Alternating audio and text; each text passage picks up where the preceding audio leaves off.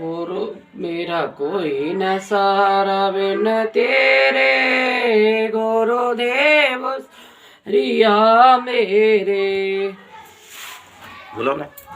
मेरा कोई न सहारा बिन तेरे, गुरुदेव समरिया मेरे। प्रमुदित पुर नर नार सब, सजय सुमंगल चार। एक प्रवसय एक निरगमय, वीर भूप दरबार। बड़े ही आनंदित होकर नगर के सब स्त्री पुरुष शुभ मंगलवार के साज सजा रहे हैं।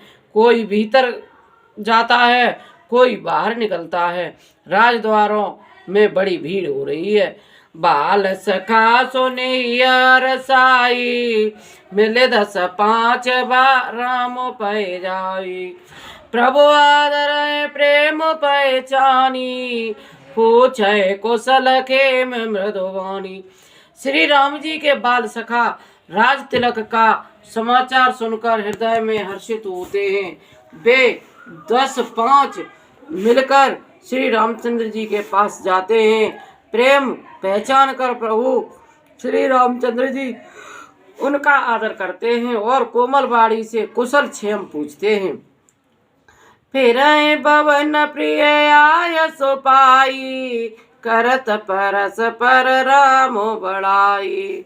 को रघुबीर सरस संसारा, शील सने निभाए निहारा। अपने प्रिय सखा श्री राम जी की आज्ञा पाकर वे आपस में एक दूसरे से श्री रामचंद्र जी की बढ़ाई करते हुए घर लौटते हैं और कहते हैं, संसार में श्री रघुनाथ जी के समान शील और स्नेह निभाने कला कौन है। जय जय जौने करम बस भरमई, तय तय ईस देव है हमई। सेवक हम स्वामी सियनाऊ, हो नातयन और निभाऊ। भगवान हमें यही दे कि हम अपने कर्म बस भ्रमते हुए जिस योनि में जन्मे, वहाँ उस योनि में हम तो सेवक हों और श्री सीतापति श्री रामचंद्र जी हमारे स्वामी हों और यह नाता अंत तक निभ जाए। असय अविलास नगर सब काऊ, के कह सोता हृदय अति दाऊ। को न कुसंगति पाए न साई, रहे न नीच मते चतुराई। नगर में सबकी ऐसी ही अभिलाषा है, परंतु केकई के हृदय में बड़ी जलन हो रही है। कुसंगति पाकर कौन नष्ट नहीं होता है। नीच के मत के अनुसार चलने से चतुराई नहीं रह जाती है। सांझ समय सानंद नृप, गयो के कई गेह। गवन निठुरता निकट किय, जनो दर देह स्नेह। संध्या के समय राजा दशरथ आनंद के साथ केकई के महल में गए, मानो साक्षात स्नेह ही हाथों में धारण कर निठुरता के पास गया हो।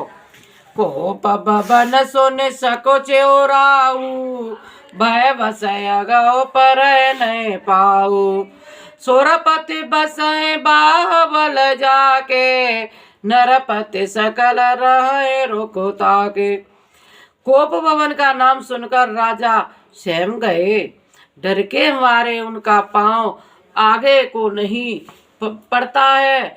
वह देवराज इंद्र जिनकी भुजा के बल पर राक्षसों से निर्भय होकर बसता है और संपूर्ण राजा लोग जिनको रूख देखते रहते। सो नीति अरस गयो सुखाई, देखो काम प्रताप बढ़ाई। सूल कुल से अगन बारे, तेरते नाथ सुमन सर मारे। वही राजा दशरथ स्त्री का क्रोध सुनकर सूख गए।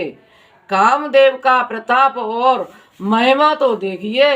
जो त्रिशूल ब्रज और तलवार आदि की चोट अपने अंगों पर सहने वाले हैं, वे रतिनाथ कामदेव के पुष्प बाण से मारे गए।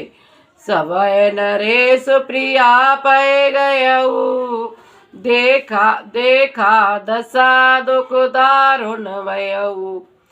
भूमि शयन पट मोट पुराना, दिए डार तन भूषण नाना। राजा डरते डरते अपनी प्यारी कैकेयी के पास गए। उसकी दशा देखकर उन्हें बड़ा ही दुख हुआ। कैकेयी जमीन पर पड़ी हुई है, पुराना मोटा कपड़ा पहने हुए है, शरीर के नाना आभूषणों को उतार कर फेंक दिया है। कुमुत कसे कुवेश तावावी, अनाय बात सूच जनो भावी।